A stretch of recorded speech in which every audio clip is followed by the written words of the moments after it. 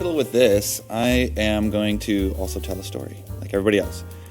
But this isn't my story. This is from Ray Bradbury's Martian Chronicles, which was written a long time ago about the colonization, of course, by Americans of a new frontier that led to the almost complete decimation of its indigenous population. Right. So this was, in this case, it's the Martians, and the stories shift to the settlers, and there's a couple parents, and their long dead child suddenly shows up at their door in Mars, and they're thrilled. They can't understand it. The father in this situation is a little suspicious, but it does so much good for them to have this dead child back and living with them, just as it always was, that they go with it.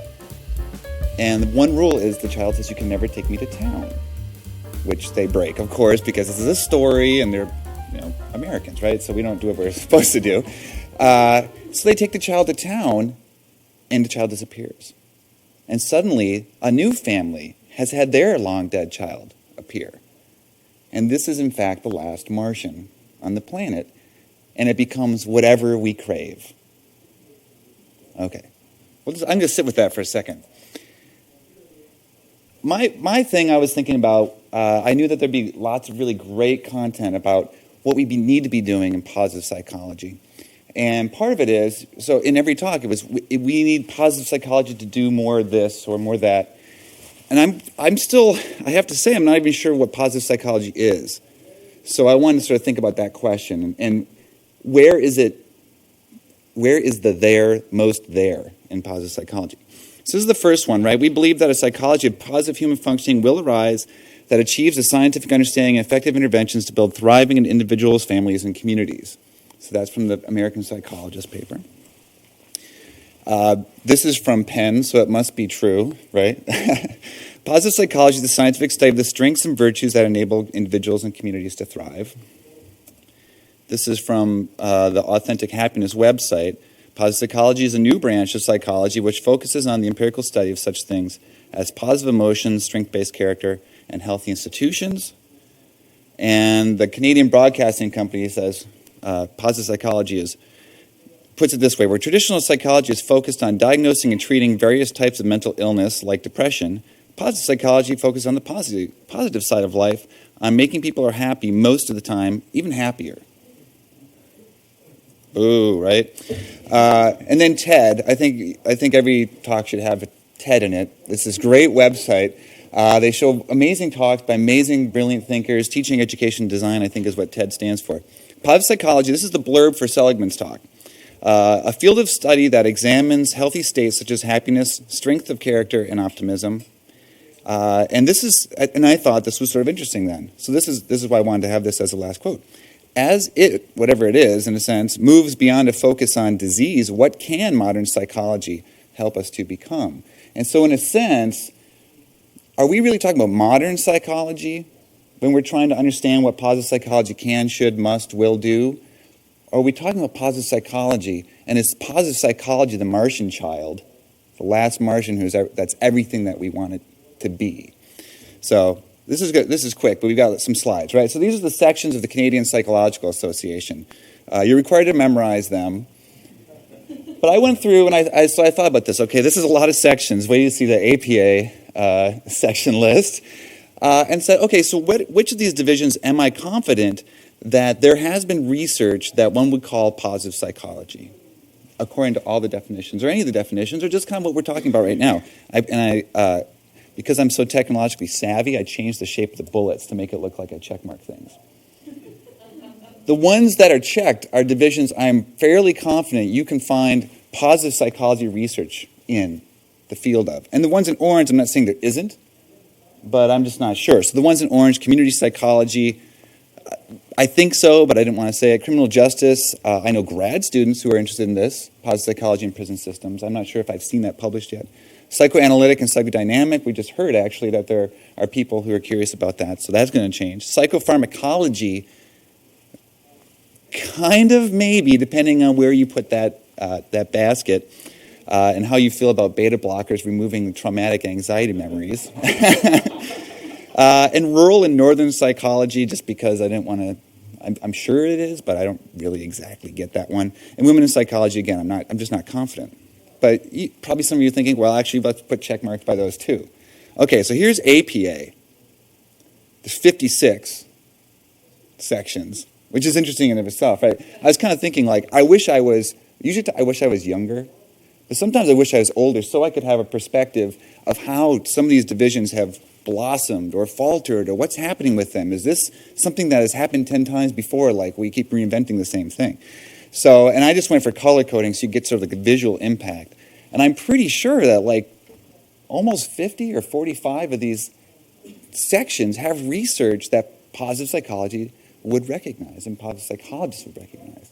So when we ask the question, what does positive psychology need to do to X, Y, and Z? How can we bridge the gap between practice? How can we get more dynamic, complex models? How can we better understand how to use what we have, our capacities? Right? I mean, I think you make the connection. There's a lot of information. This is another thing that comes up in the listserv. Someone says, well, how can I do blah, blah, blah, blah? How do we know if anything works? Well, I don't know which division it is right now. 12, of course. Division of Society of Clinical Psychology shows a lot of things that make people feel better. Decades of research. So that's one way we can sort of look at this. Is positive psychology, what we're talking about, really modern psychology? Completing a circle, not like finding a complete opposite side of a coin, but just completing a circle of what has been an endeavor. Part of me wants to say that if Ed Diener had stayed on as the editor of JPSB, we wouldn't have needed positive psychology, because look at the research that was published there when he was the editor. That is where all of the research that launched positive psychology really was coming out anyway. So part of me does wonder then, do we need positive psychology? It's almost like I knew I was going to say that. So is it a something? Is there a there? And I think it depends on your perspective. Is positive psychology scientifically useful? No, I'm kidding. I don't know. Right? These are questions to think about. Is positive psychology giving us scientific leverage? I mean, it's given us some journals, and that makes it easier to publish work that is neither impactful or productive, nor interesting like I do. But, right? So it does make it easier to get it out there, and it actually gives probably practitioners a place to start weaving through what is otherwise, right, a lot of journals to read. So I think that, in that sense, it's good. Is it practically useful for people? It seems to be, right? I mean, it's certainly getting in the hands of people and possibly changing lives. I mean, at least, part of me thinks we've had psychology, we've had therapy for a really long time, and the world still sucks. So is this really going to fix it all up right at the last minute? Is it politically useful? Are we getting involved in things that otherwise wouldn't be invited into? Business domains. Engineers want to know how to be happier in their meetings, which sounds pretty crazy, but I think it's good. Is it commercially useful? And here I think this is the big ticket. It is clearly commercially useful. It has been a commercially useful innovation, kind of like in the financial sector. They can move more product if there's a different sort of way of slicing it. So I've got nothing wrong with that, but these are questions that I've started to think about. What is it? Do we need it? Is it useful?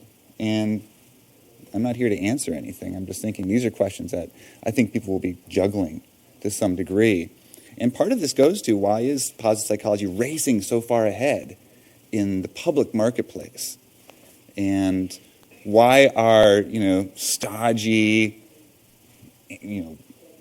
somewhat unfun researchers saying, slow down, we need more time to research stuff, almost like we are supposed to be able to dictate what people do with knowledge, which is sort of silly too. So these are some questions I had. I would love it if there are answers out there, but I think that we'll be considering these sort of things as we go along. And I wanted to go very, very quickly through my little piece. Give more time to Ken. Oh wait, yeah. And a cartoon. Are you experiencing anxiety, depression, acute muscle pain, indigestion, angst, malaise? Ask your doctor about leeches. They cure anything, right? So I think that's the risk. We can't have positive psychology promise the world and say it's the one-stop shopping place for the good life, which we can't even identify or define or agree on. Okay, so leeches. Hi, my name's Ken Hart. I'm a psychology professor at the University of Windsor, and I'm technologically challenged, hopelessly looking for my presentation. Is anybody here not technologically challenged?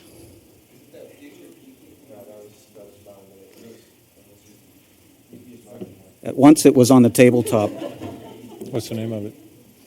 It's not up here. Okay. It used to be here, and it's gone missing. Well, let's just see. It could be in here. It could be on the computer.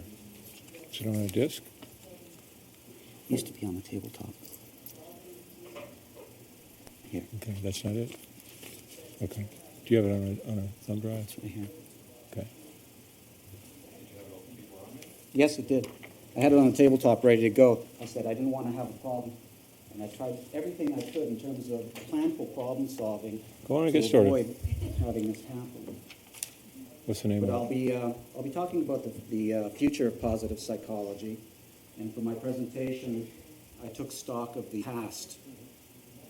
it? Is that it? That's the future, yeah. Let's look at the future. Okay? Just go to the first one. I don't want to give away the punchline. Okay. So I'm going to ask a question. Will resilience research take over positive psychology in the future? I doubt it, but there's some data that you could interpret in this direction. So I'm going to talk about the future of positive psychology, and for my presentation, I took stock of the past of positive psychology. So I'm going to present some trends, some empirical trends. I'll offer some opinions on what these trends might mean for the future and whether we can extrapolate what has happened in the past in terms of historical empirical trends, in terms of publication rates within subdomains, and how far can we extrapolate these into the future. So I'm going to start off with a strengths building exercise, and I'm going to ask you to play to your strengths. We talk about capitalizing on talents. And we're all very talented in the area of reading, aren't we? So would you please try to strengthen your skills? I'm not going to read that. I'm going to ask you to read that.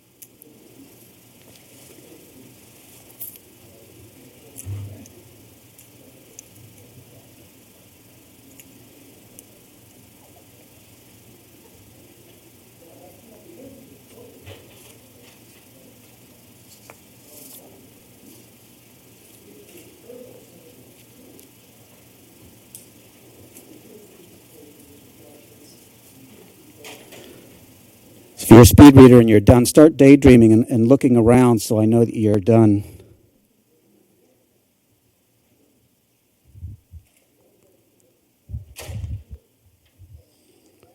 Doesn't it feel good to capitalize on your talents? The Gallup organization will be very proud.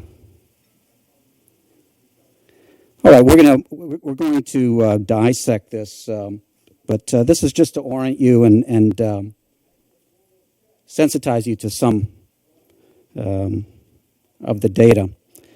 Okay, here's some data. There's 8 figures. By the way, the panel, I'm going to ask each of you to comment on one or more of these figures. I have 8 figures. This is a line graph. I have 7 more. So when I'm done in like 5 or 10 minutes, we'll go around. Todd, we'll start off with you. We'll go around the table and you can try to see, just make a comment on what you think the implications for the future of positive psychology are. So here we have figure 1, number of publications in PsycInfo for each of 5 subdomains of positive psychology scholarship, starting in the year 1990. So this is a 19 or a 20-year retrospective.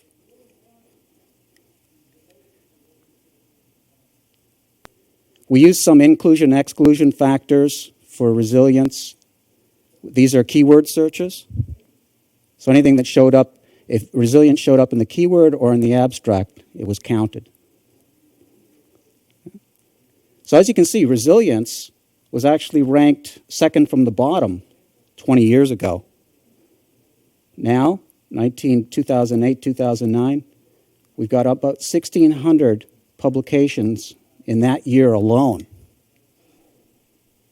Happiness ranks second, life satisfaction third, character strengths and virtues ranks third, and meaning and purpose ranks fourth. But the absolute value for meaning and purpose is quite high here. You've got still 700 publications in 1 year, 2008, 2009. So what's going to happen in the next 10 years? Is this line going to continue to accelerate up 5 years, 10 years? Or are these lines going to catch up?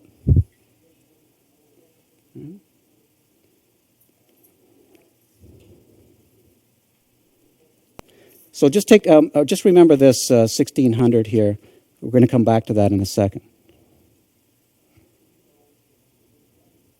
You notice that some of these lines, all of a sudden, there's an inflection point right here. What year is that?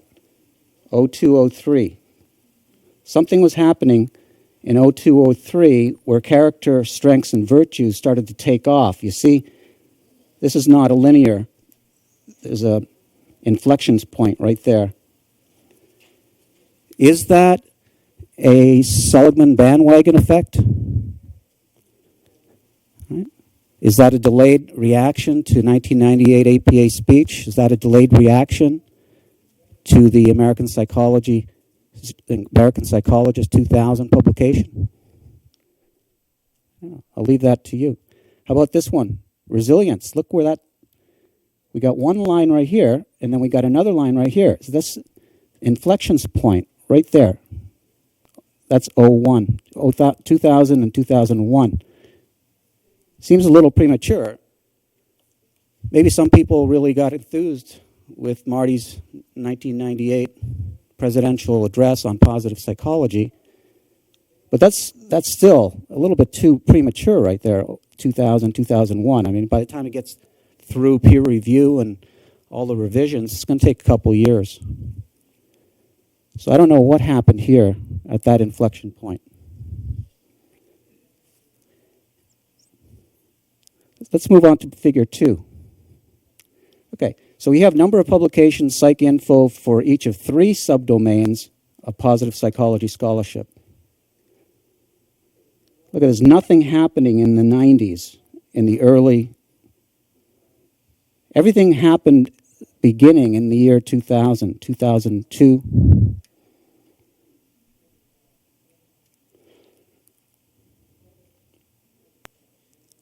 So what was going on to cause these lines not to continue going straight?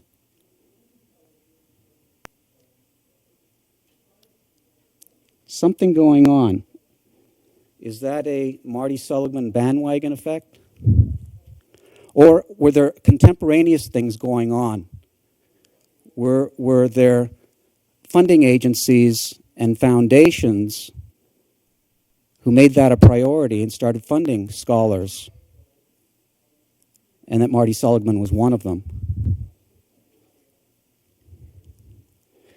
I'm going to ask the panel later on to comment on these plateaus here. These are 4-year plateaus. We first did this in February of this year.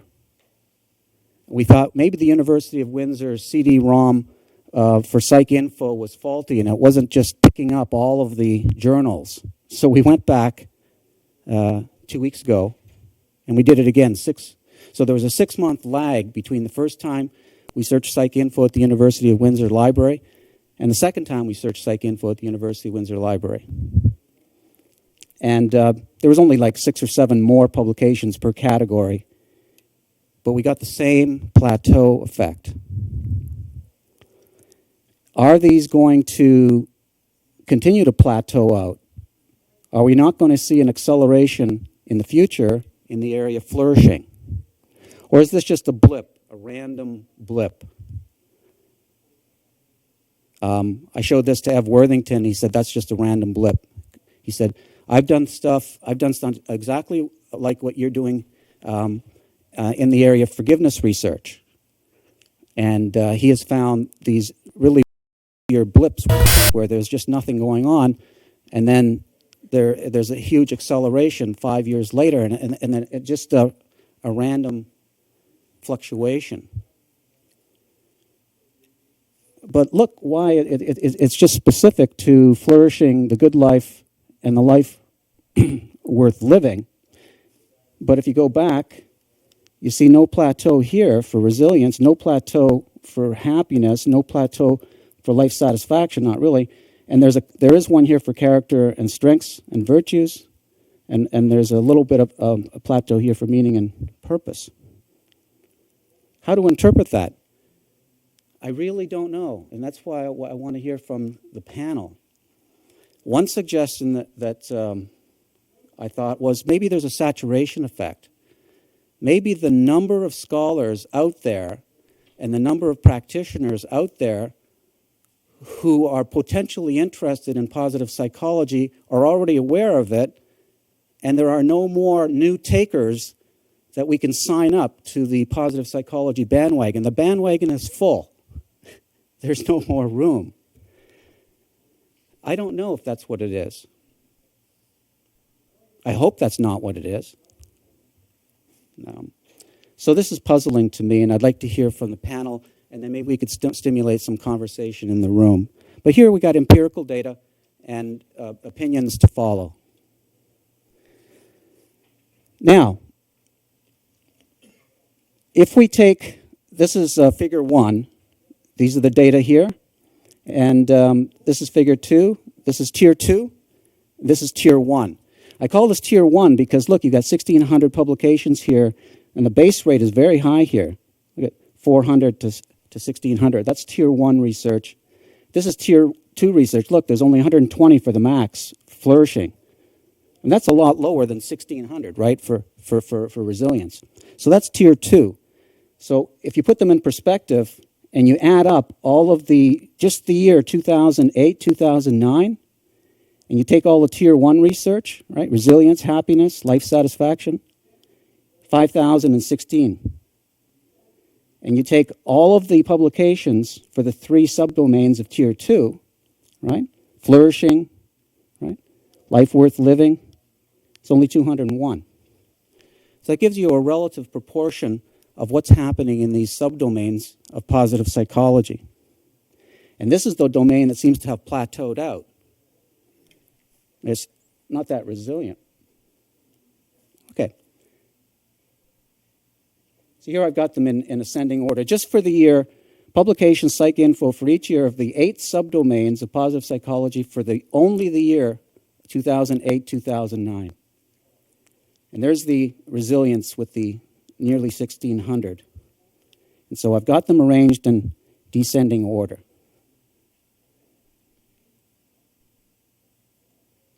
That's only for 1 year, by the way.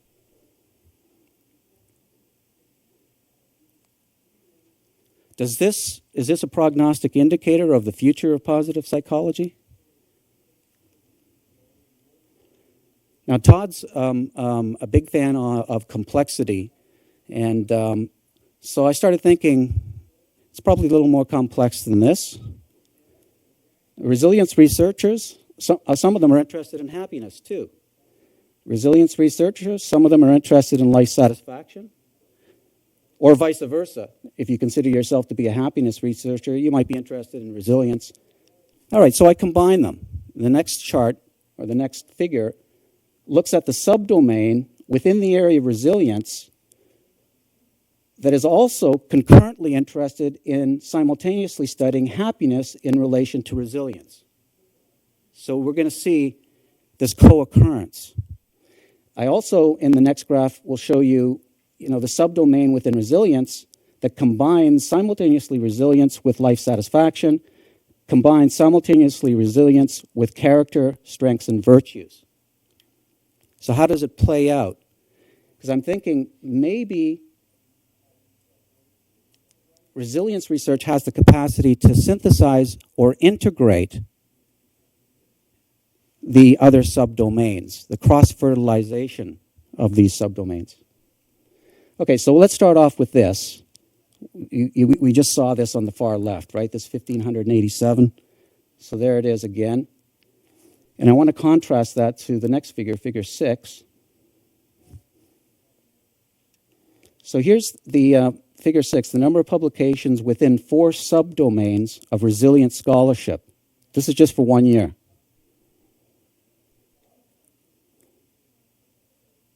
The 1,600 in the year 2008, 2009. Of those 1,600, 86 of the 1,600 that study resilience also study happiness.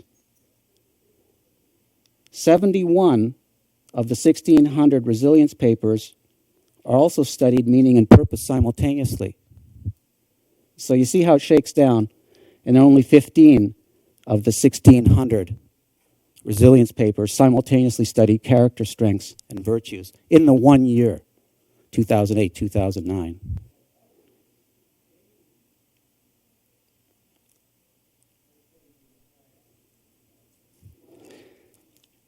This is only 5%, by the way. The biggest one right here, that's only 5%. So that leaves 95% of the resilience research unaccounted for in terms of integration, at least with these factors that I looked at.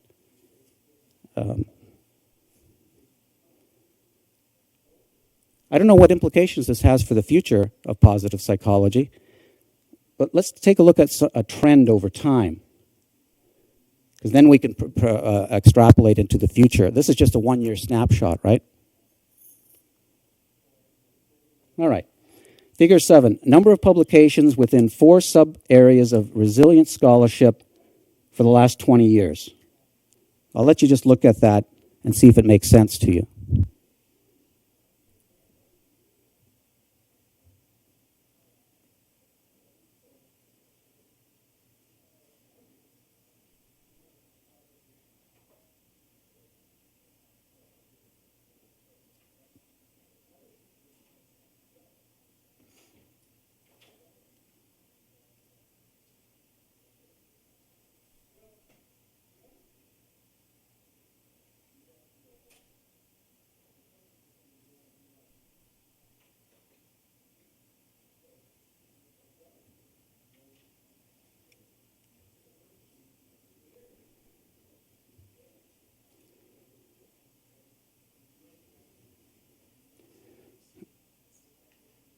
A couple of things I'd like to just bring to your attention. First of all, the resilience has not really been integrated well with the character and strengths and virtues research at all for the last 20 years. A little bit of a blip in 04, 05, and then a little bit of an upturn in the last 4 years. Now, is this line going to increase in the future? Ryan Niemiec would say, yes, probably. I don't know what Ryan would say. Just wait a couple minutes, we'll hear from him himself. But you can see here, there hasn't been much integration. The biggest integration has been in the area of happiness. And look at that, that's pretty robust. Is that line going to continue in the next 5, 10, 15 years? Greater cross-fertilization between resilience research and happiness? I'm seeing a lot more papers in the area of cancer care, where people are looking at resilience in end-stage cancer care. These are nursing journals, and they're actually looking at happiness in people who are dying of end-stage cancer. That's not at all Pollyanna Disney World positive psychology. We're integrating, as Dr. Wong is advocating, a more balanced, integrated, inclusive, and I would say more humane positive psychology, where we're actually not ignoring people who are suffering, but applying a positive psychology model to the many factions in society who are suffering. And I think that's the virtue of resilience research. By definition, resilience research is more inclusive, is more humane, doesn't ignore the underdogs. This actually, everybody's been talking about their movies and TV shows they've been seeing. Anybody see that Anthony Robbins, what is it called, Breakthrough? His first episode was last Tuesday. It's a new TV show, one of these reality shows. Everybody knows Tony Robbins, right? Self-help guru. Did anybody here see Breakthrough, the first episode? It was incredible. He's working with a couple. They got married a year prior to the episode, and the husband, on the day of the wedding, at the wedding ceremony, had an accident in which he broke his neck and is for the rest of his life going to be in a wheelchair, and has been. And that was the happiest day of their life transformed into the single worst day of anybody's life. So the bride became a nurse, and he became an invalid. And so Anthony Robbins actually worked with him and did a bunch of positive psychology interventions, one of them including skydiving. This fellow in the wheelchair. A whole bunch of really interesting things. And there was some transformation that I saw going on. And it was some positive psychology intervention. It wasn't framed that way. He's also on Larry King. The couple and Anthony Robbins was on Larry King Live like a week later. And I got to see a little bit of that interview.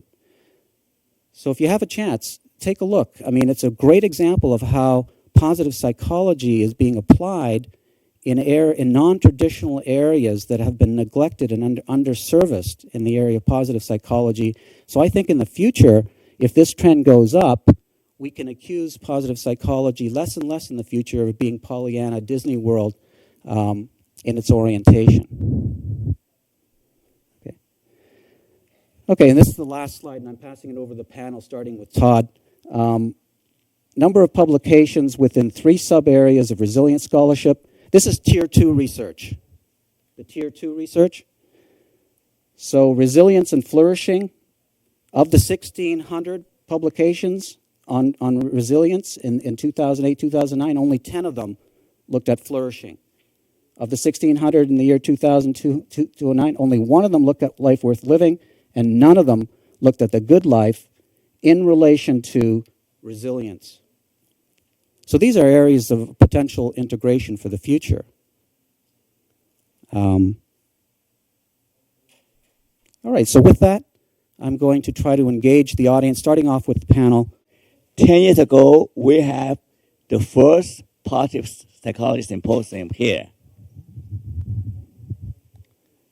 Do you know who were the participants? Rick Schneider, Edward Chan, Howard Tanner, Crystal Park. Your teacher, right? Your teacher, Crystal Park? Okay. So we have, but our conference never got any attention from Pennsylvania. We're doing the CIS, okay? We've been doing positive psychology for 10 years here. I've been inviting Silverman many times, and he never show up. And Howard Gardner show up, George Williams show up, Michael Novak show up. A lot of famous people show up here.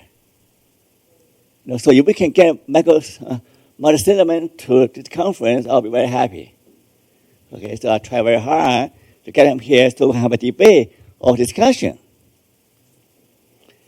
So let me show you what I have presented. My young friend, come in. Just quickly to show you how it how we have touched everything that we discussed here.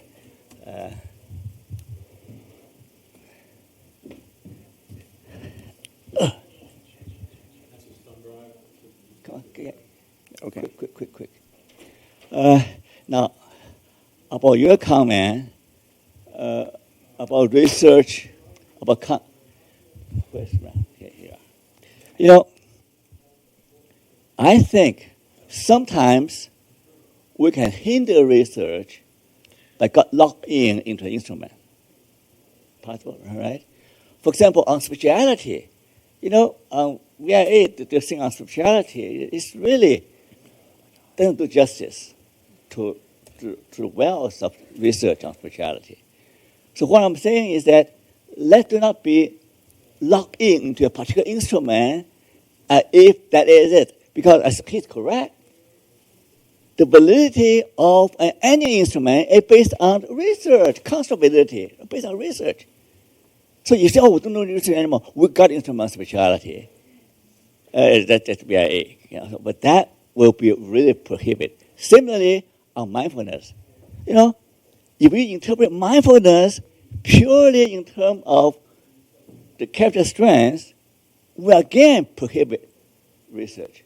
So based on the work of Dan Siegel and some other famous people on mindfulness, so actually mindfulness can be operationalized in 5 components.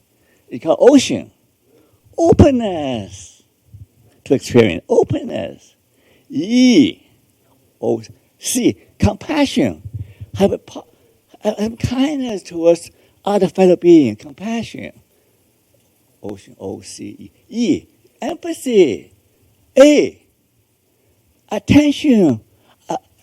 Pay attention. Focusing on what's happening to you moment to moment. And N. Non-judgmental. With a judgment, observing what's happening to you, right? But if we try to lock in mindfulness in terms of VIA categories, then you will limit research, right? So let's be open-minded and do research on a construct, okay? And then try to improve the VIA instrument or any instrument, okay? So that's not a lock-in. Are you ready? All right, hurry, next one, come, hurry. Oh, hurry, next one. Okay, now that's been shifted by interestingly. That's been shifted in pop psychology. In the beginning, they say, oh, my pants went off.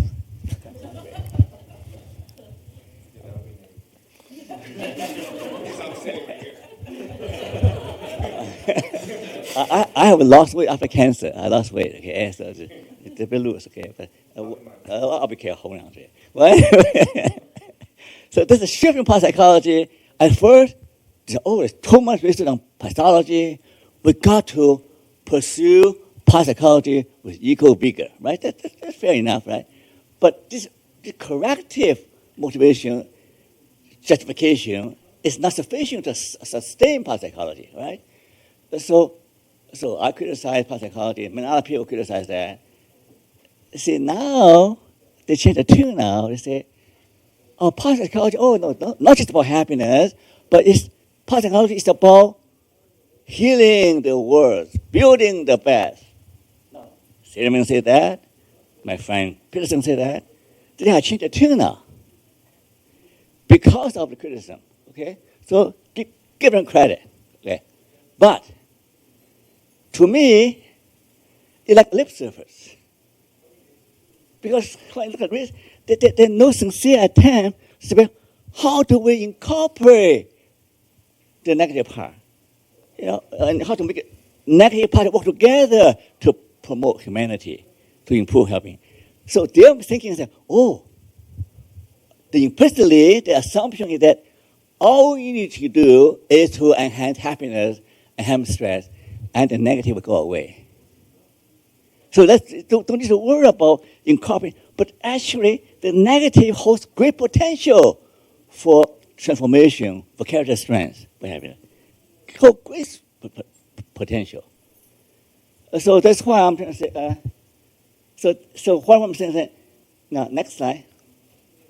Now the yin yang of psychology is I'm Chinese, right? We believe in yin yang. How many people believe in yin yang? Every time we out of balance, yin yang out of balance, we have developed physical problem and psychological problem.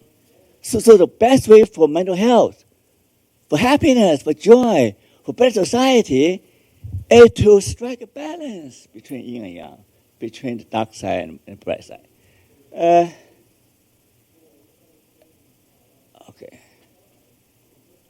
Okay. Now, Riff is a smart woman.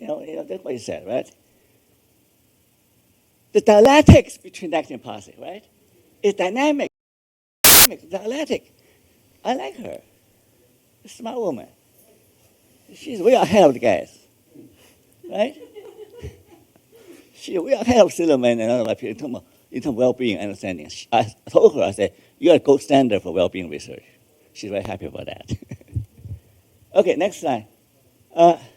Now, this is funny, parapsychology is not happyology. They keep on saying that.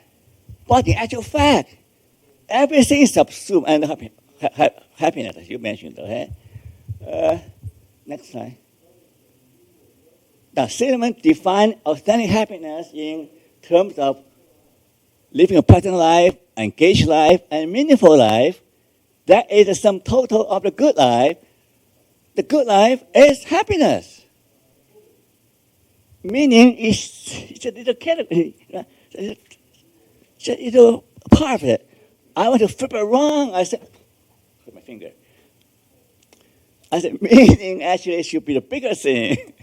Next slide. Put away. I just hurt my finger. The engaged life is also described as a good life. So the good life is a subset of the good life, so it's not logical, okay? Next slide. We propose an increase to increase the precision of term we use, okay? Okay, so I'll grant sentiment. Okay, say, okay, the good life and happy life, okay, about the same, that's fine. But it's people are understanding. But when it comes to research and theorizing, what do you mean more precise? Next term. Okay, I said the happy or happiness should be only used to denote psychological well-being or pleasantness. That's not next term. Well-being is an umbrella term, including subjective and social indicators. Okay. Next, life satisfaction. Oh no, go back. Go. Life satisfaction is a cognitive component. Okay. So all well-being skills have two components: cognitive and emotive. Okay. And next slide. Now, this guy, Hebron, is a philosopher about happiness. Very smart man. You got to read him. He said, look, you know him, Hebron? No. So he said, well, we should have, different types of well-being happiness. The first type is called psychological or hedonic well-being. That means more pleasant emotions than negative. Now, that's fair enough. The second one is interesting, potential. Potential well-being in philosophy is talk about a life well lived. A life is unfolding well. A life is going well for you. So it's an engaged life. It's a successful life. It's a productive life. Okay, that's potential well-being. So that's different from eudaimonic. Okay. So engaged life is not necessarily eudaimonic. Okay. So that's potential. Okay. And next one is tricky now. So that's where we have some little discussion. Okay. Oh, my pants. Oh, don't look. Now here's something I say. Oh, sit down. Okay. Someone put it down. It says that the good life is best reserved for the virtuous life. So, because only virtue qualifies for the descriptive good in the real sense of the word. He also argued that eudaimonia call for a virtuous life will often entail sacrifice, therefore it's different from psychological well-being. Okay, so that's why I'm arguing. It's not the same, Look, here's the thing. Every kind of well-being involves subjective well-being. That's a given, okay? That means all kinds of financial, but subjective well-being is the most basic component. Okay? But the source of well-being can be different. Okay? So feeling good from doing good, feeling good from being good, you pick up why subjective well-being, but it's different from the other kind of well-being because the source is different, right? We agree on that now? Okay, thank you. Because there was no argument over the email about whether they're different. Subjective well-being, in terms of measurement, no difference. You're right. But in terms of source, there are differences. Okay, right? Measurement is no different. They're all becoming with subjective well-being. But it was with a distinction because our world cannot survive without virtue. Here's the gentleman who talk about ethics and virtue. Democracy cannot survive without virtue, right? There's quite a lot of problem in finances. Because all these guys talk about optimal functioning, happiness, success. Oh, character strength in terms of success value, but not in terms of moral value. We've got to have include the more. I say, young man, do more on virtue research, okay? And the more virtue value of character strength, not just success strength. The Western civilization will self-destruct. Self-destruct. If we do not restore a sense of virtue, and that's why we invite Michael. Nobody's here. He will give a good talk today. Democracy cannot survive without value, without moral values, with ethical principles. Next slide. Now, here I don't agree with my friend Rick. He said, oh, well, we need positive and negative. But wait. Wait until we have fully developed positive psychology, then we talk about negative. Oh, that's nonsense. I'm sorry, Rick. Sorry, Lopez. You know what? You cannot fully develop positive psychology without incorporating the negative. How can you start courage without negative emotional fear? How can you? How can you study the character of perseverance without bringing in frustration, disappointment, right? You can't fully understand the positive concept without being the negative. So all is separate. Let's don't talk about negative until we know more about positive. That's nonsense, right? Sorry about that, okay? Sorry, Rick. He's a good man, by the way. He's a smart man. He's the first one who recognized my important work, meaning work. Okay? And Chris Peterson, too. Okay? He's a good man. Next one.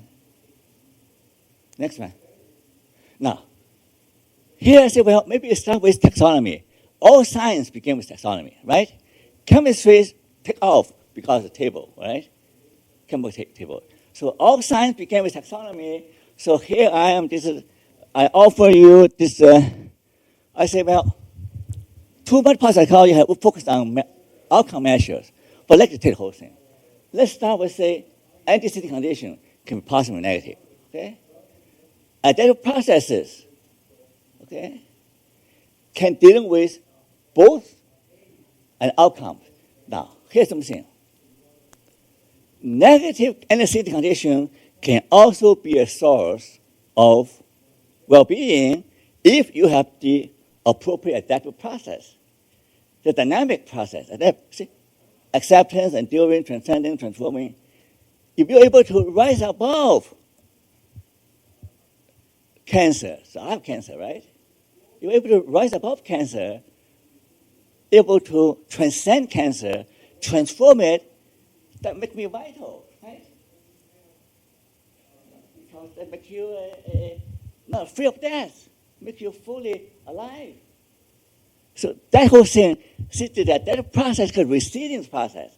That process is part of resilience. And what happened? The outcome. Now, the outcome from negative antecedent condition is wisdom, humility, growth, maturity, patience, faith, spiritual formation. This part of outcome is seldom studied. They all reflect in well-being, okay? They all reflect. If you have all those outcomes, they will all score highly in spiritual well-being. Okay? So that is, next slide. Let me show you. Oh, here's my friend, Ramek. Here I'm saying that a balanced approach to character trait and outcome. Every trait has both positive and negative outcome. Self-confidence, the positive outcome is success, happiness. The negative outcome is arrogance, revenge, aggression, alienating of friends, disillusion. You know, my friend Peterson, not Peterson, a smart guy at UP, he used to be at Harvard. And he studied aggression, violence. He said, you know what? The source of aggression and violence is actually something good. You are so confident about yourself, about your view, about your beliefs. When that view, that belief are threatened by other people, you become very defensive. And when other people become stronger than you, you want revenge. Okay? You want revenge. You want to fight back. Okay? So violence can come from character strength of confidence. So Aristotle say every virtue is a vice, right? Every virtue is a vice. So there's always negative part, positive part. Negative trait can also have positive thing, outcome, okay? And negative outcome. So that is 2 by 2, 2 by 2. So the first column, positive, that's for psychology. And also negative, positive, less. Negative, of course, bad. But negative, positive is good.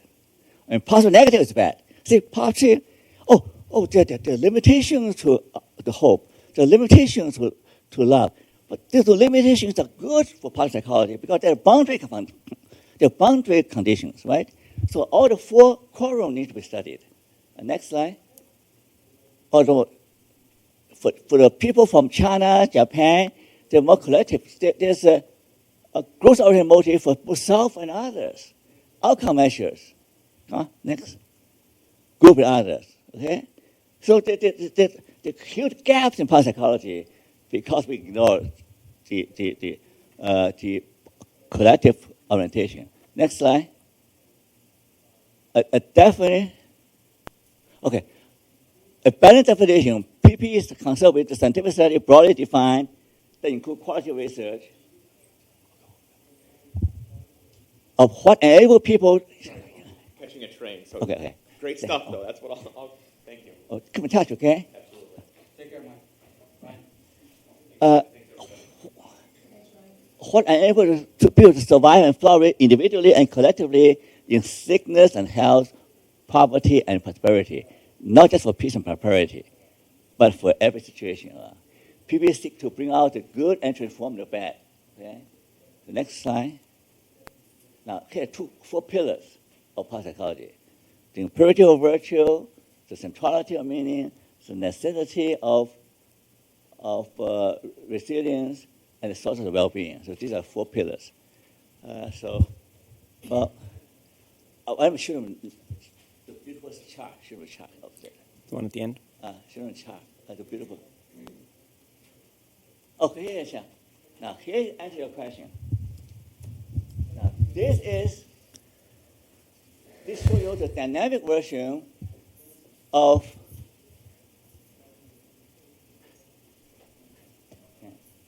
So here is a complete chart. Here is a complete chart how you balance between building approach and managing avoidance. Okay? This is not just avoid pain and approach part of purpose. It's the trick of balancing both. Now, pure means purpose, understanding, responsible action, and enjoyment. And ABCD means acceptance. ABCD is a resilience mechanism. It is a mechanism we use to overcome negative things. Acceptance, belief, commitment, discovery, and enjoyment, and evaluation. So you have pure and ABCD. So you can see positive and negative, they all interact. And then overall, you have mindful awareness, ocean. Yeah. When you have low time, when you have neutral time, you'll be mindful, of what's going on. And then you have culture, personality. So that's the whole picture. So I have no time to explain that. So better cut short. Okay? We still have 10 minutes for questions. I think the session was over 5 minutes ago. Oh, is that right? I thought 12:30. Oh, sorry. You're supposed to go eat lunch with your network. Oh, thank you for coming. So we,